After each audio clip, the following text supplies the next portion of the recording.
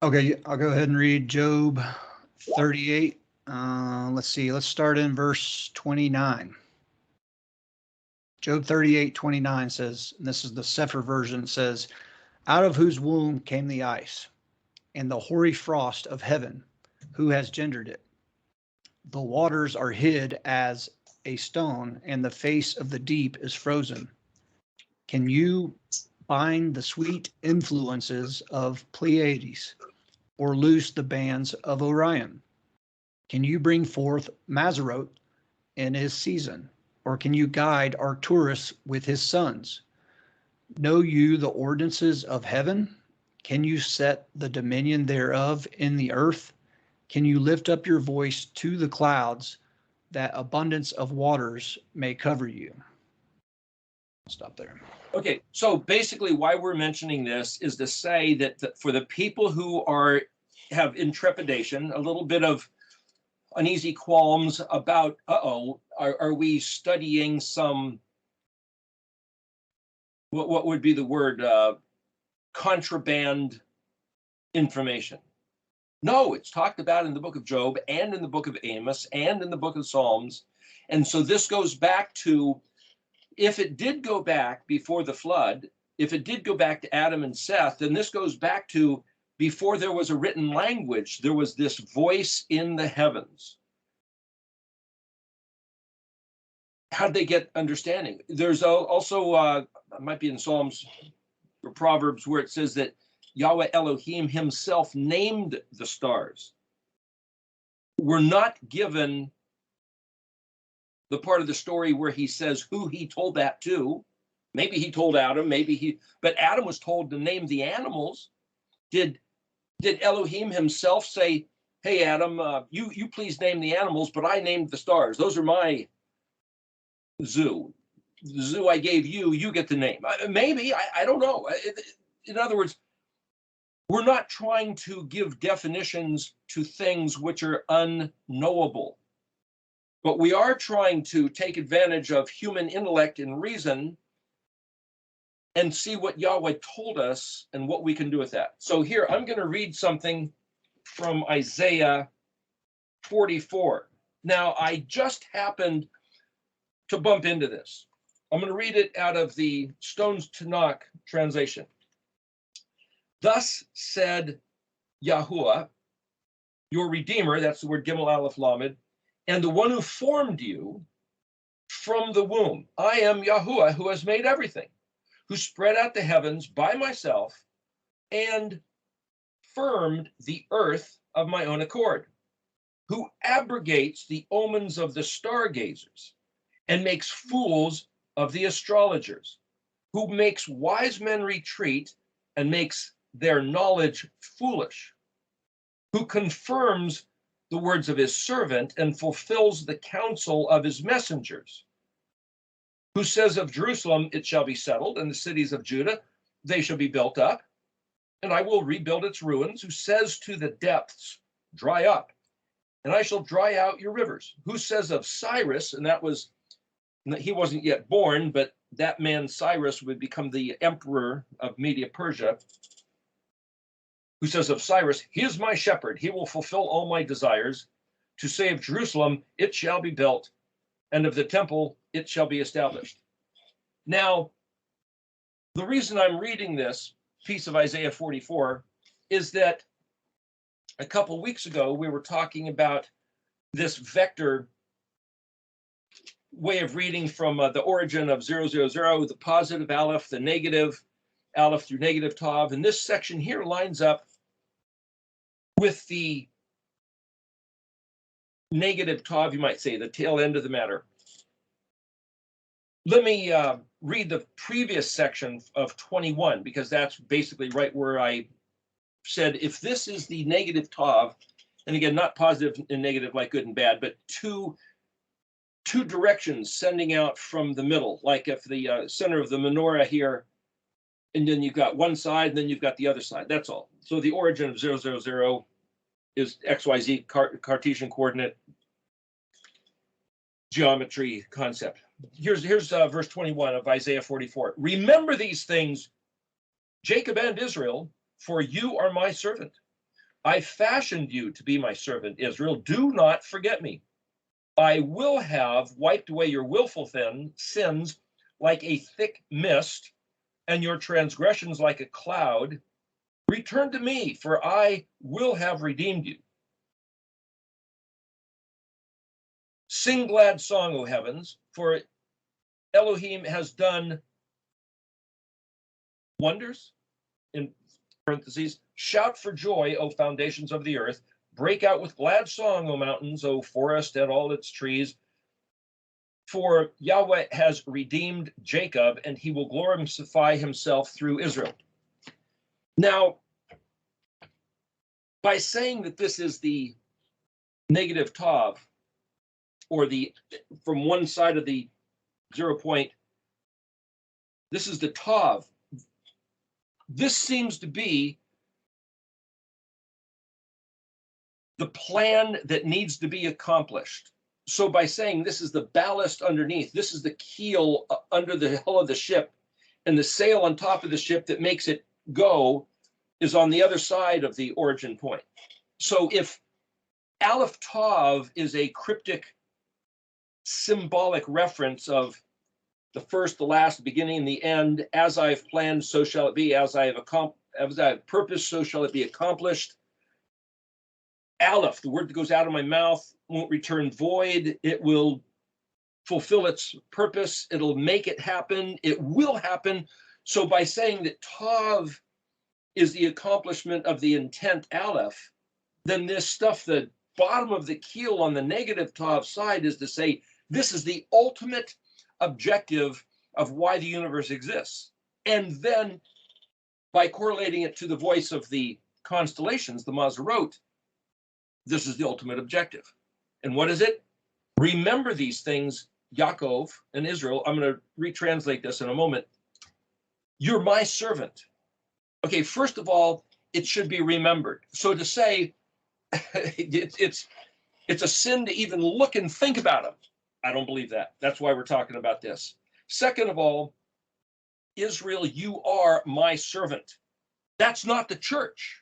That's not the Jews. There's a collective of 12 tribes, son of Yaakov, who was named Israel, son of Isaac, son of Abraham.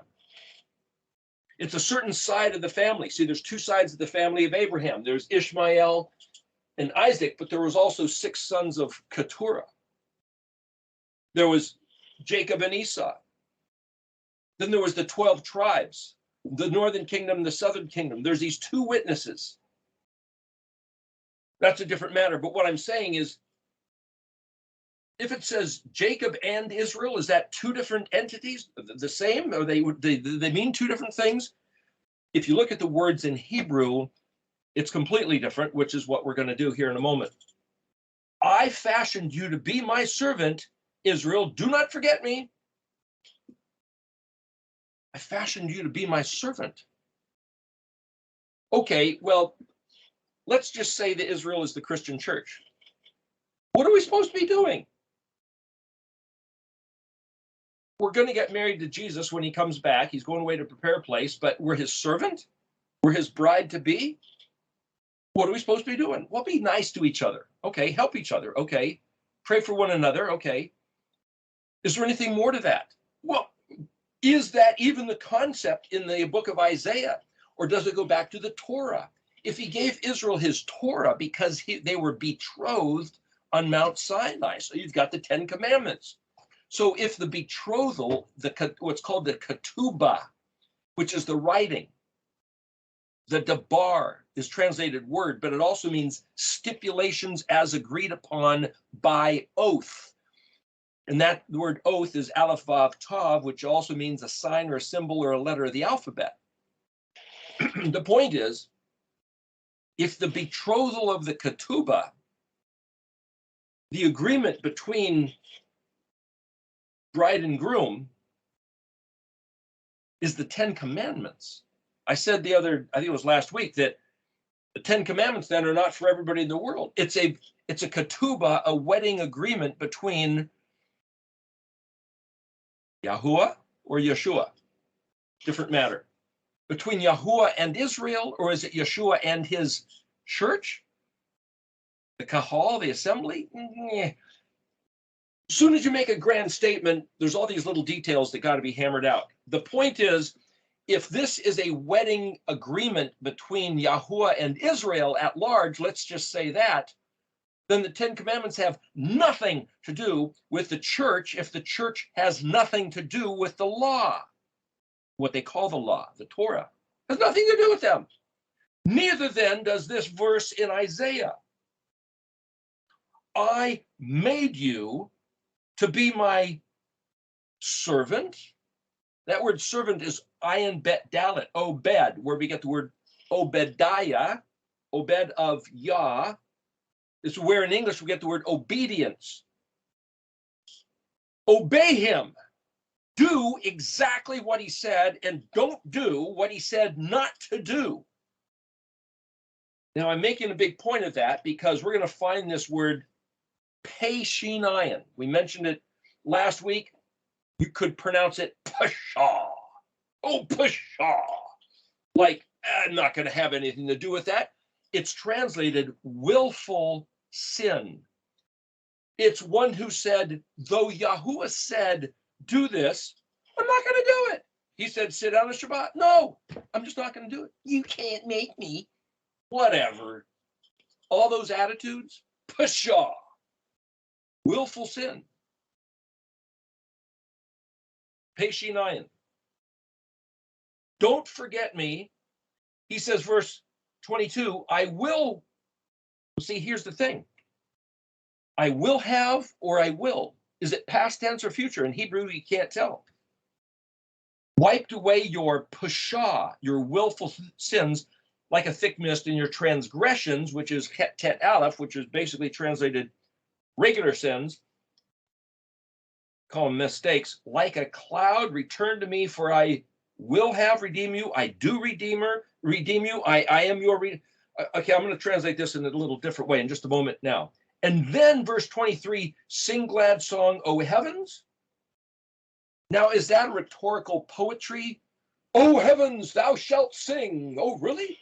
Or is he talking about the voice of the heavens, which is up there in the Mazzaroth, are singing about this event? But yet, a couple verses later, why would he abrogate the omens of the stargazers and make fools of the astrologers? If the only people who regard the heavens are stargazers and astrologers that have turned them into idolatry, then you'll never hear the voice of the stars singing about this other matter being the redemption of Israel. Now that's where Rolliston and Bollinger both see that the theme of every constellation, which they break into 4 books with 3 constellations per book, and then there's 3 deacon constellations around each of the 12 main constellations. I'm not even going to address the deacon constellations today. But they say that the theme of each one of those is Jesus fighting the devil for the sake of saving the church. There's your quintessential hero fighting the bad guy to rescue the damsel in distress. There's the storyline. Then if it's played out with 12 different images, the hero gets his heel wounded, but he smashes the head. Well, that goes back to the Garden of Eden story, as Greg pointed out, where Elohim was talking to the Nachash, the serpent, and saying, you'll bite his heel, but he'll smash your head with his foot. Okay, that's in one of the pictures. But there's more to it than that. Okay, so I'm going to go here, and this is what I just sent Kurt, Isaiah 44, verses 21 to 28. Now, I'm just going to read the translation I was working on last night. So just so you know, we've gone through this before, but verse 21, Zakar Allah, Yaakov, va Israel, ki obedi eta, I zartika obedli eta Israel, lo tanashni. Zakar, remember, Aleph Lamed Hey, these. Yaakov, Oh, that's Jacob. And Israel. Oh, that's Israel. There's more to it. Ki, kaf yod, is like basically my hand. Kaf means like. When it's a prefix, yod is my own self, but kaf yod is a open hand of a kaf. My open hand, or it's like to swear, this is me, this, there's something, but kaf yod, when it's translated, is so, then, when, while, thus, for, if, because, although it's a connecting word, very similar to just the letter vav. Kaf yod. Obed, that's that word servant. Atah, aleph tav hey. Well, the word aleph tav hey simply is translated you, Y-O-U. But if you look at that, it's like hey is the feminine suffix, which means to express. So why is it in Hebrew that the word you, meaning you, when you express aleph tav, you're supposed to express aleph tav? As my servant, your job is to manifest aleph tav. That's the way I'm reading into this, just so you know. Any other translator, I would expect, they're just saying the word atah means you. Okay, that's what it means. But I'm saying that this method of reading into the spelling of the words and determining what it's saying is by looking at the spelling of the words. Ayin bet is the word that means thick, like a cloud, like a big heavy beam, a rafter. Okay, bet dalet means separated from all others. Yod suffix means my. So the word obedi, ayin bet dalet yod, can be read as ayin bet and bet dalet and dalet yod. Just looking at the 4-letter word, breaking it into 2-letter groups. And I'm just reiterating this as a method for looking at all these words. Thick and specialized, and then dalet yod is the word that means stop or sufficient. So that almost looks like you're obsessed about my stuff only. And that's sufficient for you. Express aleph tav, reveal aleph tav. Well, that's what we're doing when we're doing this study. We're making these videos. Obadiah tav. It's just simply translated, my servant, you. And then this word, when Mary read earlier something about I am your rock, it's yod zadi resh tav yod kaf. But the word yod zadi resh, yitzar, and then tav yod kaf is the suffix, 3 letters of a suffix, 1-letter prefix, yod, zadi resh is the word for rock, but yitzar means to form, to fashion. I mean, read a list here of a dozen words. This is what Yahuwah did when he invented the concept of having a servant, a people group on the face of the earth named Israel. And the promise is that he would Yaakov. So I'm reading then the word Israel and Jacob as verb actions, not just names of people. This is what the word yitzar. He says, I have, that's the tav yod suffix, I have done this for you, to you, the kaf suffix.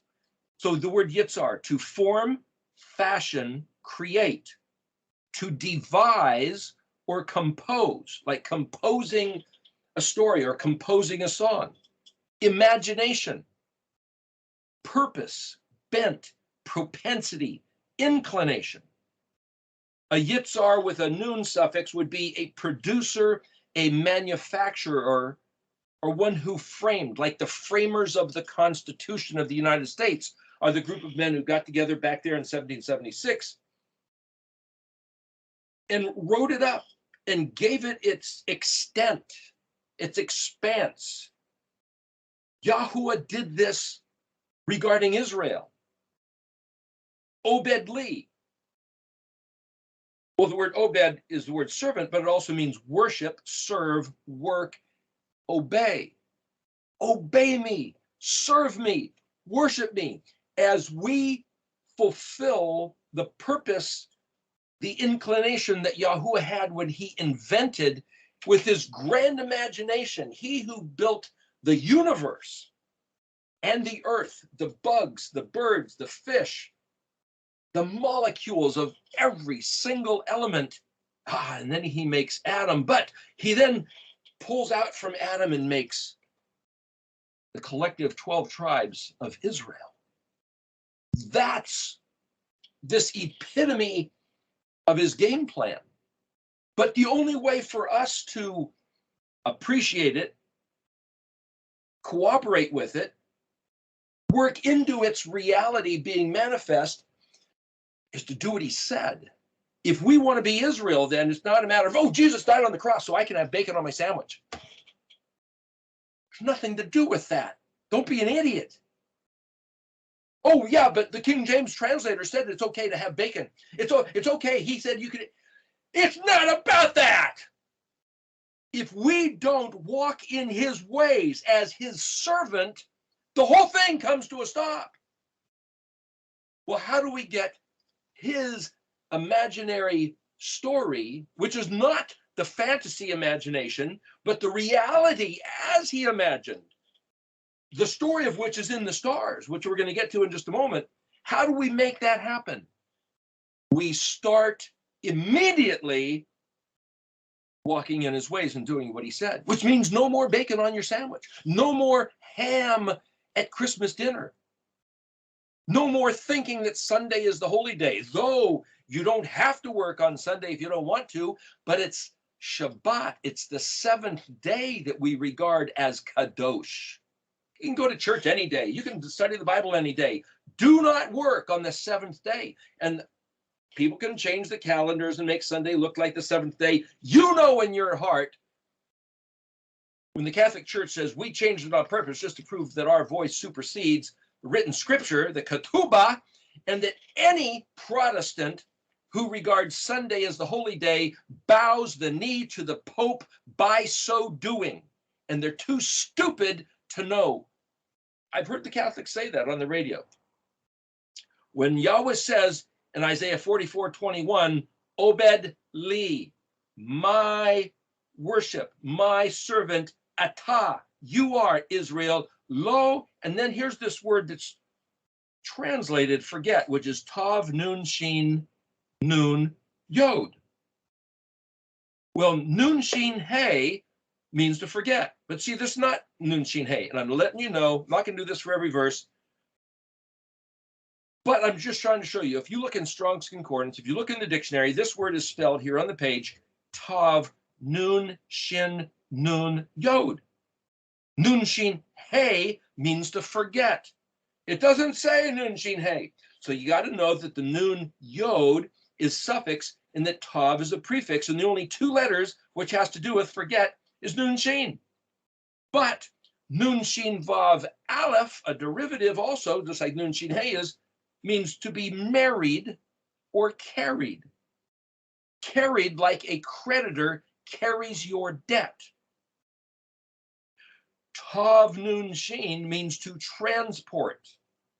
But if Tav and Nun are prefix letters, then the word Shin Nun Yod means change. Shin Nun Hey, Shana means to change. So you have the Rosh Hashanah, the head of the year in the fall at the autumn equinox is where the modern Jews call that Rosh Hashanah, New Year. It's the turning of the year. It's the head of the year.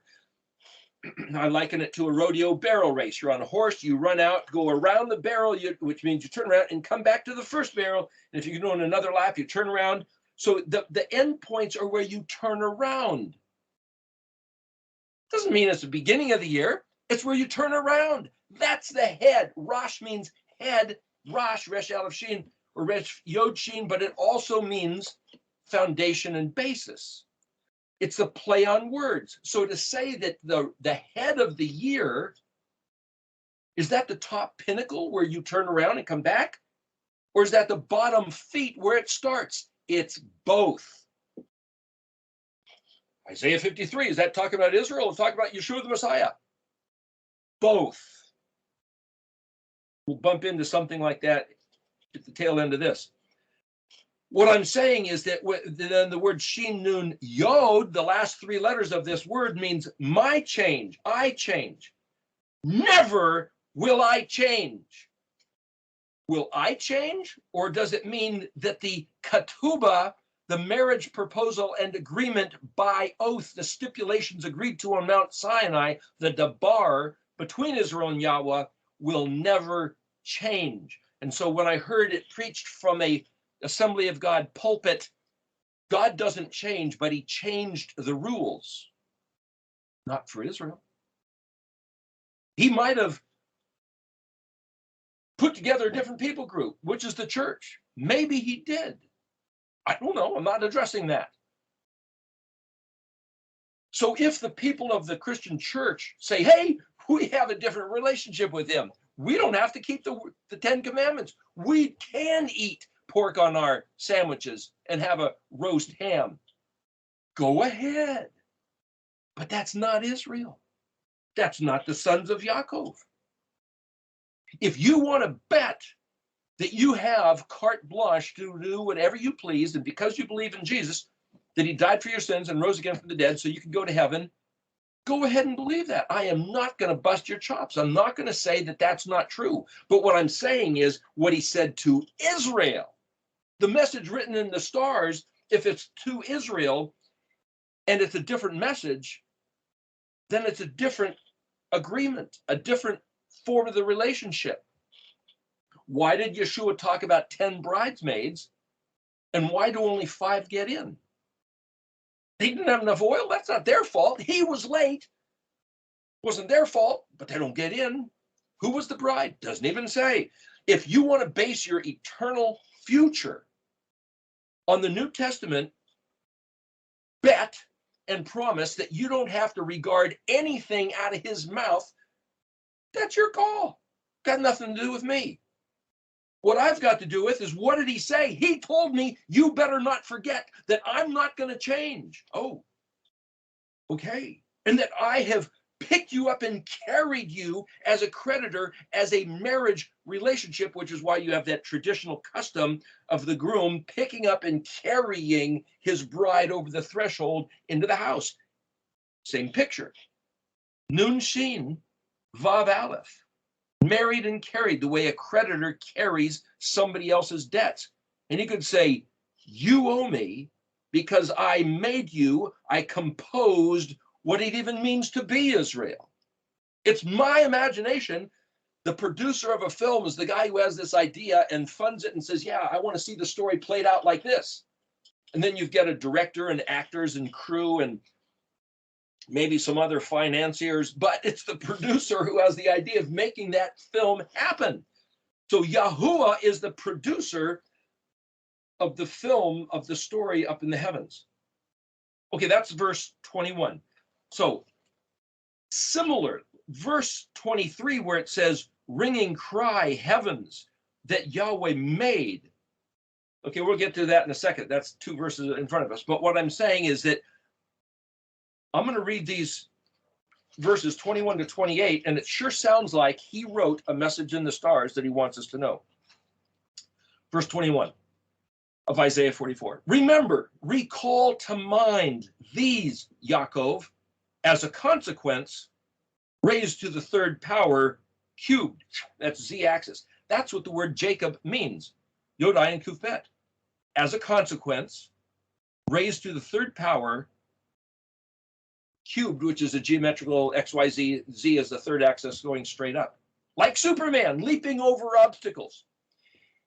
He will hinder, prevent,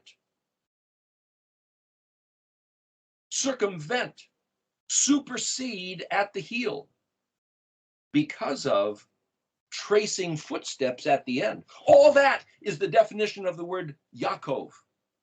It's not just a name. It's a prophecy that at the end, ultimately, we will trace the steps and go, what the heck? And overreach, circumvent, supersede our enemies. And he will straighten up, praiseworthy, powerfully. That's the word Israel. To straighten up, walk straight, praised, blessed, powerful, El. Yod Shin Resh Aleph Lamed. Okay, that I'm just giving you some credibility for the way this goes, and I'm going to go on reading it here. Then, as such, my servant you are, express Aleph Tav. Your purpose is to serve me, my workman. You I have formed, fashioned, devised, imposed, imagined with purpose, produced, manufactured, framed.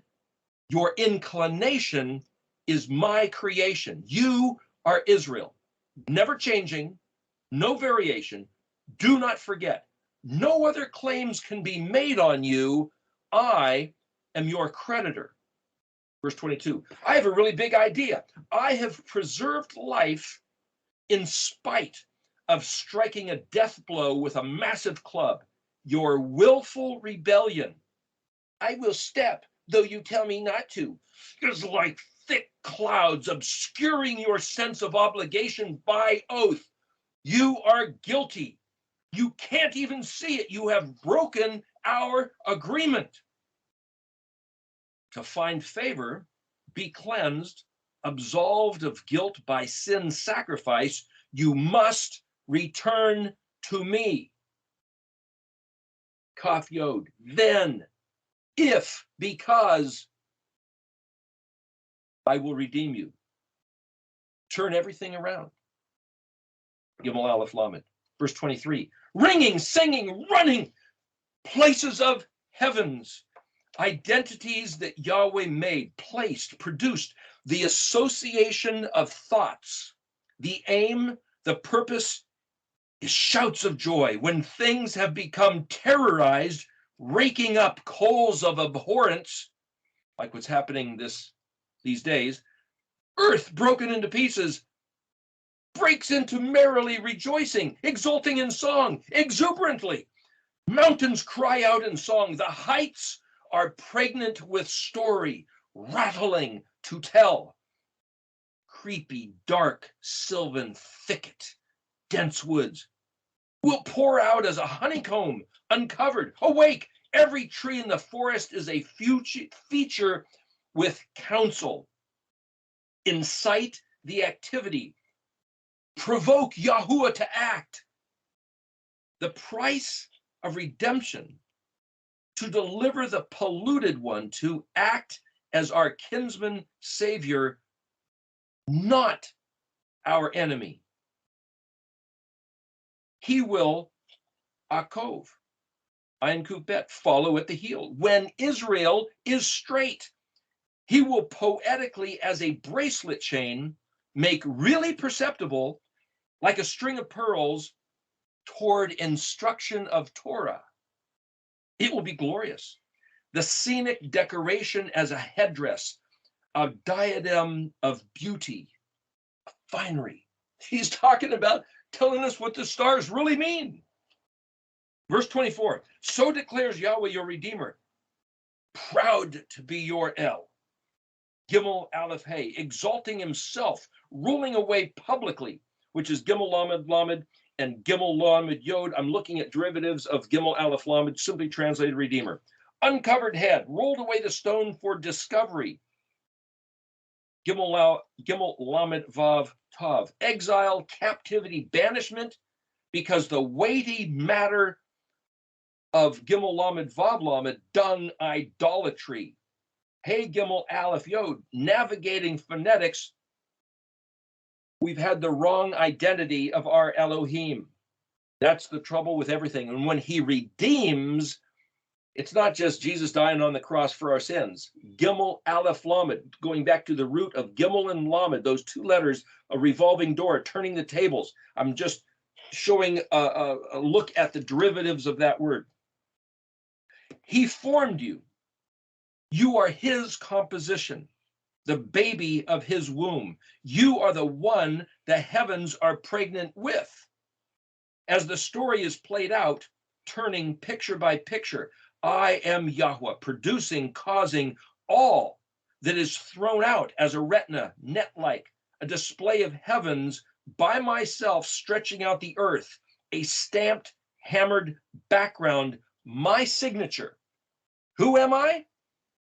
Verse 25, fertile, fruitful with seed, symbols of Aleph Tav, each alone, silent yet sufficient for fabrication, falsehood, fantasy, divination, magic, sorcery, madness, fascinating enchantment, anything but return as wise ones, I will make evident, clarifying a different, strange retrospective compared to their sage knowledge, an exercise of rational insight, logical, prudent, bereaved of mystical offspring, of fantastic, crafty folly, just seeing it, the story in the stars, as instruction, teaching for practical success. Verse 26, the subject matter confirms and establishes the stipulations agreed to at the time and place that worship, obedient, his servant was defined, which is Mount Sinai. As a skeletal structure, the message sent is the plan. It delivers the declaration, the official authorized demand and obligation by which to take possession of the promised inheritance. To have one's eyes closed to such counsel is to take poison for oneself. Fundamentally, repent, return, abide as an inhabitant, be alert, vigilant, actively. Then there's that word Yehuda, giving thanks, praise to Yahuwah, confessing the error of our ways. Understand according to pattern, a structurally built paradigm. It's an engineered model. And this is the message which is played out in every constellation. I have annihilated with a sword of desolation and drought. I will pour out upon which I bring together, building upright harmoniously. There's life and death, the blessing and the curse. Simply a matter, two sides. Verse 27, the bitter decree was commanded to sink my sword to the depth of the sea, grow dark, overshadowed. But by so doing, to purify, to clarify, to set to music, such a brilliant geyser of your restoration, like a ghost long lost, brought back from another era, my sword of wasting ruin, what looks like failure, will flow like a river, shine beaming of noontime daylight. Verse 28, the bitter decree authorizing you to be devoured, thrown to sharks, my thought, my idea, my evil for my friend, and all my desire he accomplished without bitterness, in order to take possession for them, as exhibited, as required, fully lacking nothing. That which is built, which was accomplished, has the full capacity to prevail, contain it all, proven to work. It is the Yod Kaf Lamed, accordingly as was written, founded, established as hidden principles, solidifying essential elements. It's the cosmology. It's the understanding of how and why the entire universe is built the way it is. There, that's verses 21 to 28 of Isaiah 44. Now, a couple things that I wrote here. Let me explain this that sent to Kurt. Part of the study, there happens to be 12 books of minor prophets. Now, this is just messing around. So if you look at each one of the 12 books of the minor prophets, Hosea, Joel, Amos, Obadiah, Jonah, Micah, Nahum, Habakkuk, Zephaniah, Haggai, Zechariah, and Malachi. Okay, so I'm trying to sit here and say, what is the general theme of each of those books? Some of them are only 1 or 2 chapters long. Some of them are 1 or 2 pages. So I was just trying to read through and saying, if I could reduce down the theme of each book to a sentence, a concept, and then what if I could whimsically, poetically, artistic license, associate the book with one of the constellations, not necessarily in any particular order. What might it be? Hosea talks about measure for measure, every cause has its effect. Kind of like Libra, Mishpat, scales of balance. Okay, let me then associate Hosea with Libra. Joel, and I tried to look through and find if there was one verse or one statement. Hosea, look at Hosea. I'm not going to go through all these. I'll just mention them and you can look at them. Hosea 3:5, 4:6, 5:15, 8 verses 2 and 3, 10 verses 12 and 13, and chapter 12, verse 3.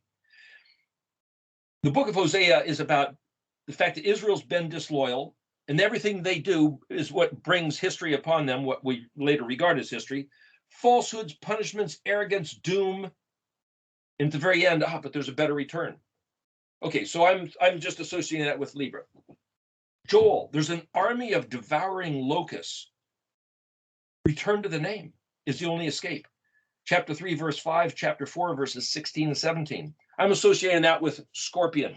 It's like if you saw a horde of locusts, millions of these guys just coming and devouring everything. It's like, how do you knock them out of the way? I mean, they just ravage everything. What if you saw a swarm of, almost like something from a sci-fi movie, a swarm of scorpions coming at you? Gosh, there's just, I'm saying there's this, I'm just trying to associate the theme of 12 constellations, the theme of these 12 minor prophets, in my own mind of artistic license. Amos, there's a complaint. Chapter 3, verse 2, Yahweh says, you alone, Israel, have I made myself familiar, and you have not returned to me. Amos 5:8, he talks about Pleiades and Orion, another way to read that, but chapter 5, verse 4, seek me and live. Chapter 9, verse 11, I will raise up the fallen booth of David. You could look at the whole verse of Amos and boil it down to where he says, seek me and live. So I could say, here we are. That's why we're going through all this detail of, did he say something? If it's unintelligible, if it's talking about Hercules and an eagle that might be a scorpion and some guy dumping water, what? Seek me and live. Gemini. Obadiah lining up with Aries, the humbled ram. Obadiah 1:15, as you have done, so be it done unto you. Retribution for pillaging Yaakov on the day of his calamity. Esau is going to be betrayed by his allies, and Yaakov will inherit those dispossessed it. In other words, Yaakov is Yahuwah's ram, his Ayil. Aleph Yod Lamed doesn't mean ram, but it means ram, stag, oak, cedar. It's the strong of its kind, and yet Yahweh demands that we be humbled. Gee, thanks a lot. I think that word for humble is Zadi Nun Ayin. Yonah, Pisces, not because he got eaten by a fish, but Yonah is about whoever shamars or whoever watches the Bet Lamed, the foolish nothingness, forsakes his own chesed. Look at Jonah 2, verses 9 and 10, and 3, verse 9. Yahweh will release those who repent. Release Nineveh, release Yonah, release Yeshua from the grave. Why Pisces? Pisces are two chained fish taken into captivity, and Gimel Lamed to go into exile. Also has to do with discovery, get loosed from the chains, and then the water pours out, and they able to swim back. You might say multiply. There's just different themes, all of which could be elaborated, but there's no time for that in this particular talk. Micah lining up with Betula, the Virgo, the Virgin. Idolatry brings trouble. Okay, look at chapter 2, verse 12, chapter 4, verses 1 to 5, 4, verse 12, 4, verse 14, 5, chapter 5, verses 6 and 7. The remnant, chapter 5, verses 6 and 7, the remnant of Yaakov in the midst of the peoples, not hoped for, not waited for. I will wipe out your enemies, and I will take away all your defenses. Just what is the voice of the Betula? Is it that the virgin will conceive and bear? Yeah, but it's a miraculous. We didn't even see that coming. Wasn't even expected. It's like, whoa, what Yahweh doing with this? So what I'm saying is, if we go back and correlate each one of these themes of the constellations to one of these books, there's a different kind of a message. I'm not talking about the wedding supper. I'm not talking about Yeshua fighting the devil for the sake of the church. But in each one of these pictures, there's this theme. I'll readdress these in a moment. Let me finish reading through. Aquarius lining up with the book of Nahum. Yahuwah is mindful of those who take refuge in him. Habakkuk, the bull. The wicked seem to prevail. Woe to those who build his house by robbery. Obadiah 2, verse 14, the earth will be filled with the knowledge of the kavod of Yahweh as water covers the sea. Water is the sea. There's more to that. We talked about that in the book of Habakkuk a little bit ago, different video. Sagittarius, Zephaniah. The word Zephan means hidden and north. All foreign culture is annihilated, and Yahweh says, I will gather you in. It's kind of like sending in the cavalry. So I'm picturing, in this sense, Sagittarius is sending in the Isaiah 13 group. That's another part of the story. Haggai lining up with what we call Cancer, the crab. How is that? Haggai 2:7. I will shake the heavens, the earth, the sea, the dry land, nations.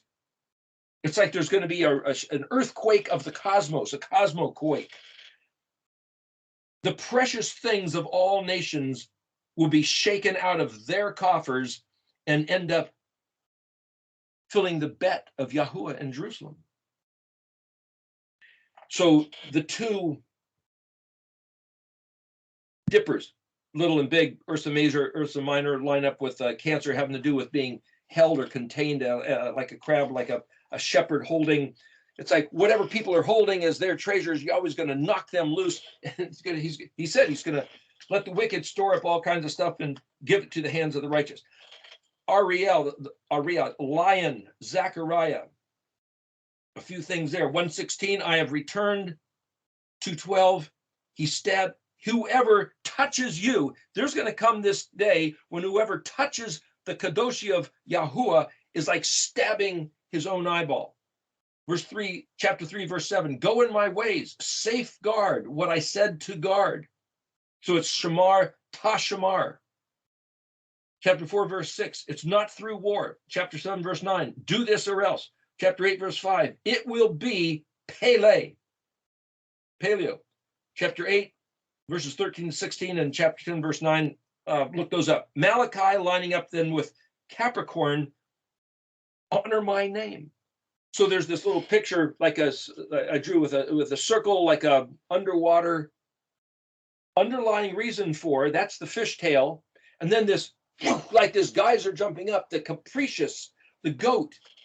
Those who honor my name, fundamentally doing this like a fishtail underwater, just honor my name, and wham, this whole other thing's going to happen. So that's the upshot of the 12. Let me run through them again. Hosea, scales of Libra, Mishpat, measure for measure. Every cause has an effect. Now take these, remember, as the foundation of the universe, the theory of everything, as Stephen Hawking was looking for. This is what has built human history, though we didn't know it. Scorpion army, Joel, return to the name Yahuwah is the only escape. Literally, read the entire book of Joel, and you'll find that one verse. It's actually mentioned a couple times. Return to the name of Yahuwah is the only escape, the only refuge, the only hope we have, his name. So why did he let his name be taken out 7,000 times for the last 2,500 years? Because we're under the curse. For us to make a small matter of, well, Yahweh, Yahweh, Yahuwah, Yahweh, whatever. No, it's a big deal. For the 2,000 years of the church, no one has even been allowed to say, whether Jew or Christian, it was illegal, a death sentence. And there's to mention his name. And there's a verse where, I forget where it is offhand, where Yahweh said that he would take his name out of our mouth. for us to be able to come back and call on his name and mention his name, you can look at the entire book of Joel, picture yourself being attacked by a swarm of millions of scorpions. Calling on the name Yud-He-Vav-He is your only escape. Gemini, like that two faces. Was it twins? Is it one mask of two faces? Is it you can choose to be the humble ram, or you can choose to be the belligerent bull? Do this, don't do that. Seek me and live. The upshot of the book of Amos. Obadiah, the ram. Big trouble for those who take advantage of Jacob's time out. Jacob is like this Aiel ram who Yahweh crippled and humbled, held down. Picture of the chained fish, symbol of the sacrifice, Abraham about to sacrifice Isaac. But Yahweh says, yeah, I called in your enemies to take advantage, but they're going to get it for taking advantage. What? It's the story.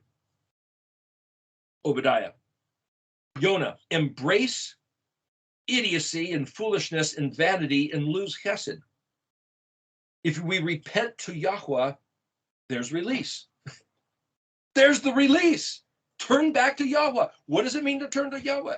His name, his day, his moedim, his covenant, and be his people. That's why we keep stressing those 5 matters. Just do what he said regarding those matters. It all boils down to that essence. The miraculous, all of a sudden, everything is different. Unexpectedly so. Well, there's Betula, the book of Micah. Flood, swarm of bees, pouring out a torrent from the Aquarius urn. The word nachal, nun chet lamed, literally means to take the inheritance, and a flash flood, or to produce a swarm of bees. A friend of mine was up on a roof painting, working, and he hit something, and 10,000 hornets came out of that. Man, he just went running and flew off the roof, never even went back for his stuff. He was one story up, but gosh, that's the picture. That's Nahum. That's Aquarius. Whether it's pouring out a flood for the fish to swim in, or whether it's pouring out, like at Yosemite, they have the water at the firefall. They don't do it anymore, but that's a great picture. Maybe you can see that. You know, they used to pour fire off this cliff. I think it says El Capitan. But there's one time of the year, one day at sunset, I saw a picture the other day where some photographers knew it was supposed to happen, and they caught it, and the water coming off literally looks like a firefall, the way the sunlight hit that thing. So I'm just saying, Aquarius means pouring out water, aqua, but it's not necessarily about the water or the urn or the pourer. It's the fact that something is going to come like a flood that's going to wipe out the enemies of Yahuwah like a swarm of bees, but it'll be released for his people. It's both the story. Taurus the bull, Habakkuk. The wicked seem to rule unhampered until the kavod of Yahuwah goes forth. And how does the kavod of Yahuwah go forth? It's us sitting down on Shabbat, keeping his moedim, proclaiming his name, and trusting with hope. The tach, bet, tet, het, sure confidence, and talking it up with each other, trust in Yahweh. It is the reality. And like I said, he's built the entire universe for this to become the reality. The entire universe is all about this. This is the message in the stars. Zephaniah, Sagittarius, the army of Yahweh, all foreignness is annihilated, and I am sending out is in Isaiah 13, proudly exalting one's exuberant over my grandeur, his Delta Force, his SWAT team, his great warriors, just to go gather us in. Haggai, holding, I will shake the cosmos and fill my house with kavod, glory. The ravaging lion of Zechariah, don't mess with Yah. You don't Shema, big trouble for moose and squirrel. That's from Rocky and Bullwinkle. Capricorn, goat out of fish. Malachi, honor my Shem. If you honor my name, like just this little fish in the deep water, it generates this geyser of capricious wonderfulness. I'm going to run through 5 minutes. I'm going to run through another iteration of that. Ram, Israel is in lockdown for 2,730 years. Bull. Now you'll notice I'm reading in a different order than what Greg had mentioned. Bull. Wicked, barbarically ruining the earth. Hey, that's happening now. Israel's been in lockdown 2,730 years, and the wicked, like a bull, just barbarically, because the word peresh means bull and also barbaric and also savage. There's another word for a bull too, but that's just one. Two faces. If, then, choose life or choose death. Listen to my voice, seek me and live. Now, what I'm doing is I'm reading through the constellation order, and I'm reading through as if it was a narrative story, the basic theme going back, correlated to each one of the 12 minor prophets. Let me start over. Ram, Israel's been in lockdown for 2,730 years. The bull, the wicked are barbarically ruining the earth. Gemini, if then, choose life or choose death, listen to my voice, seek me and live, Israel.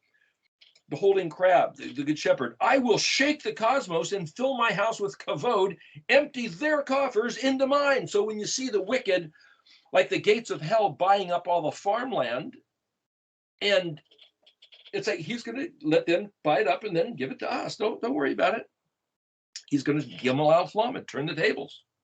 Lion, he's going to tear everything apart and reset. You talk about the global reset. It's Yahweh resetting Jerusalem. Read the book of Zechariah. Betula, it's unexpected, miraculous. Israel returned to the land. There you go with Jeremiah 30, chapters 30 and 31. It's the law of the universe. Man's way is returned upon his head. You do X, you get X. You do Y, you get Y. These people doing evil are not going to get away with it for long. It's only until Israel returns. How do we defeat them without an army? We sit down on Shabbat and regard the Moedim of Yahuwah, the name of our Elohim, walking in his ways with a heart longing attached to him because we swore in covenant to do so. That's the change. Scorpion, return to the name Yahuwah is our only escape, our only refuge. Sagittarius, everything foreign fails. Yahweh gathers in his own. Capricorn, honor my name. It is the catalyst cause of blessing and rejoicing. Aquarius, torrent, flash, flood, swarm of bees, inheritance. Pisces, repent to Yahuwah is a release from the death grip. And just for what it's worth, death is where you get the word mort, and gauge is a caliper gauging a reference. So a mort gauge, a death grip is... that's your mortgage on your house. Okay, another way to read this.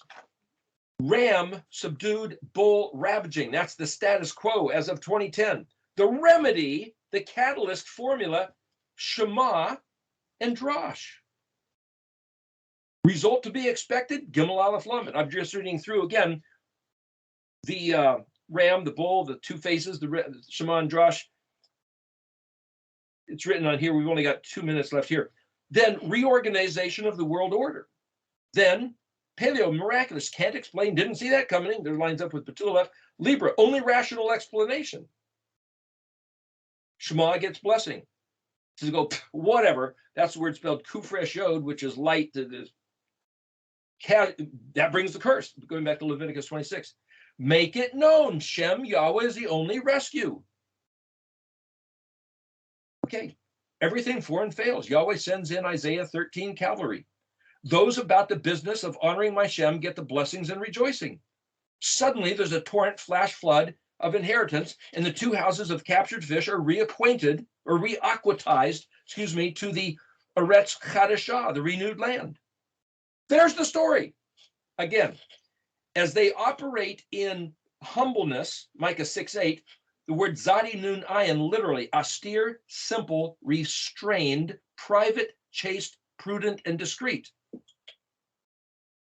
If that's the ram, then the other way to read this is their power and industry prevails. There's the bull. The face of Yahuwah is outpouring Rechem instead of fury. That's his face changes. That's Gemini. He has shown us for 3,000 years his mean face of being furiously mad with us. And as soon as Israel changes its heart, whoo, his face changes. There's Gemini.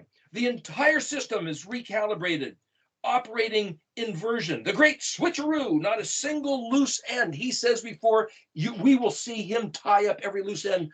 Gosh, talk about orchestrating a movie with all these things and then resolving them at the last moment. Lion, government, culture, and religion, completely his kingdom. Betula, only the beginning of development. We think, oh, it's the virgin birth. That's just the beginning. That little baby grows up and rules and reigns as Mashiach, sustaining a lifespan, perhaps 1,000 years in front of us, like Adam. Scales, sustaining principle is understood, comprehended. All this talk of, what goes around comes around. What you get, what you reap. You reap what you sow. It's all karma. It's no longer going to be in the world of woo-woo. It's in his kingdom. It's just a matter of that's the way it works. A man's way is returned on his own head. There's the scales of Libra, the Mishpat. Scorpion, a banner, an emblem of allegiance. Join the colors, the blue, purple, red, white. Archer, nothing foreign takes root. There's no contention. Imagine the kingdom where for at least 1,000 years, if we have this 7,000 year millennial in front of us, if that's the model, people will so get it that they'll say, let's go to Jerusalem and learn his ways. We're not going to be arguing and fighting. And if they don't read the book of Zechariah, it's not going to rain. Is Yeshua here ruling with a rod of iron? Well, whether he is or not, certainly his principles are. That's another part of the story. Fish, goat, Capricorn. The world enjoyed as it coulda, woulda, shoulda. Last two, just a second. Motoring on. It's going for the joyride of this is describing the way Yahweh imagined the whole world should be. That's why he built this place. It wasn't to have nothing but a big gang fight and then kill everybody and throw them into hell. That's not the reason he made this place. The urn poured out. Father's desire, Ab Chafatz. And the chained fishes, we will fight no more forever. A quote from, I think it is Red Cloud, the Sioux Indian chief. Okay, we have to take a break.